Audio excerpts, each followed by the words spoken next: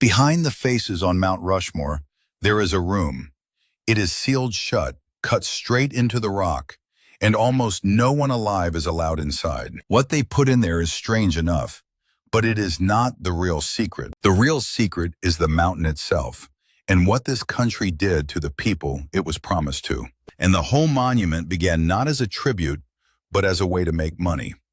A South Dakota historian pitched the idea of carving giant figures into the hills to pull tourists and their dollars into the state. Borglum chose this particular cliff partly because it caught the afternoon sun. The man who carved Mount Rushmore, Gutzon Borglum, planned something behind the faces that most people have never heard of. A great hall of records, 80 feet tall, reached by an 800-foot granite staircase, lined with busts and cabinets of America's most precious documents. He started cutting a tunnel into the cliff behind Lincoln's head. Then the Second World War came. Borglum died in 1941, and the hall was abandoned, half-finished. In 1998, the government went back and sealed something inside that unfinished tunnel. 16 porcelain panels, telling the story of the monument and the words of the Declaration and the Constitution, placed in a teakwood box inside a titanium vault under a granite slab weighing 1,200 pounds. It is closed to the public. It was built to be opened thousands of years from now, so the future would know exactly how America wanted this story remembered. And that is the tell, because the story sealed in that vault leaves out the part that matters most. Before it was Mount Rushmore, the mountain already had a name. The Lakota called it the Six Grandfathers. It was sacred to them, and it still is. It was also never America's to carve. That is not an opinion. It is written into a treaty the United States signed, and then a court the United States runs. Even the name is a kind of erasure. The peak was labeled Mount Rushmore after a New York lawyer who passed through in 1885 to check on mining claims and asked what it was called. Nobody thought to tell him it already had a name that was thousands of years old. In 1868, at Fort Laramie, the U.S. government signed a treaty with the Sioux Nation.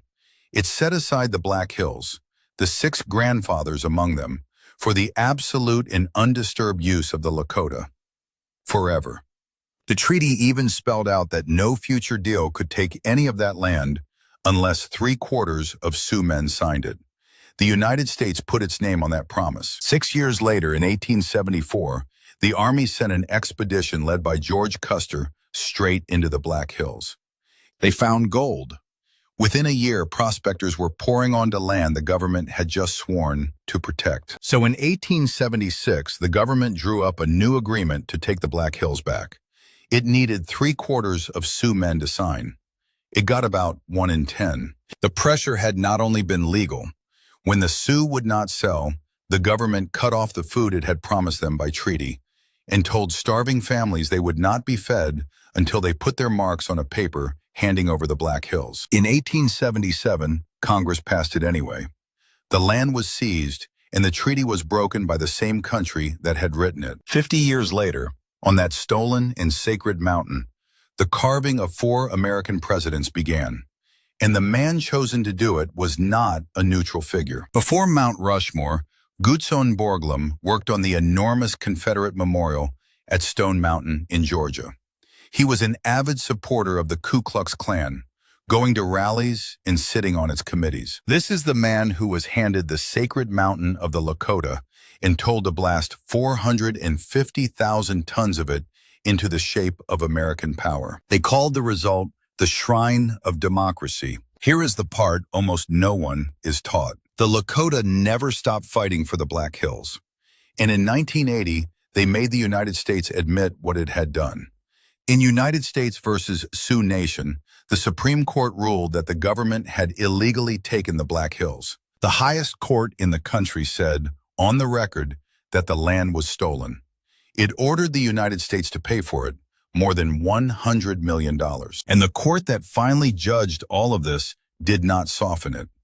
Reading the record of how the Black Hills were taken, it called this, and these are its own words, a more ripe and rank case of dishonorable dealings than would in all probability ever be found in the history of this country. And the Lakota answered with one word. No, they refused the money, every cent of it. It has sat in a federal account ever since, collecting interest, now grown past $1 billion, and they still will not touch it. Because they were never asking to be paid. They want the mountain back. The 6 grandfathers, not a check. And that untouched $1 billion is the strangest part of all, because it is the United States, in its own bookkeeping, admitting year after year that the ground Mount Rushmore stands on was never really its own. 17 miles from Rushmore, the Lakota began carving an answer of their own. Since 1948, on another mountain in the same Black Hills, they have been shaping what is meant to become the largest sculpture on Earth. The face of Crazy Horse, the war leader who never once signed his land away. It was begun at the request of a Lakota elder named Henry Standing Bear. And like the court's money, the project refused the government's help. $10 million was offered, twice, and turned down both times, so that no one could ever say the government had paid its way back into these hills. Crazy Horse is still unfinished after more than 70 years.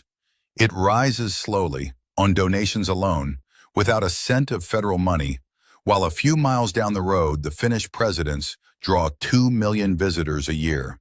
2 mountains, 2 versions of the same history, carved within sight of each other. And this is not something that ended in the past.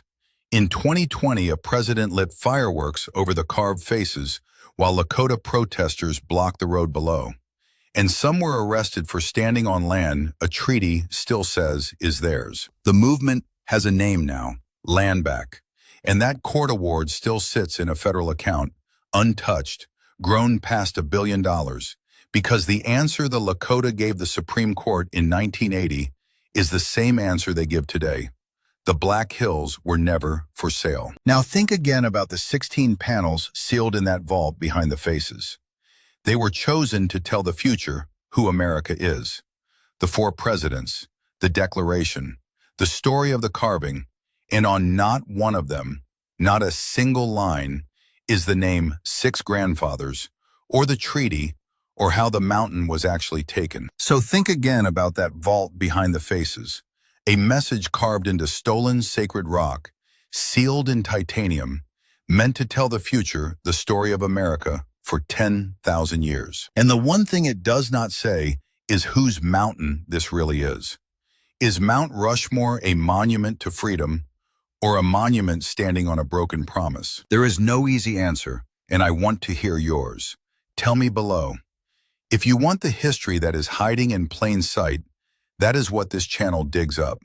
Subscribe and stay for the next one, because the real secret was never inside the vault. It is the mountain holding it.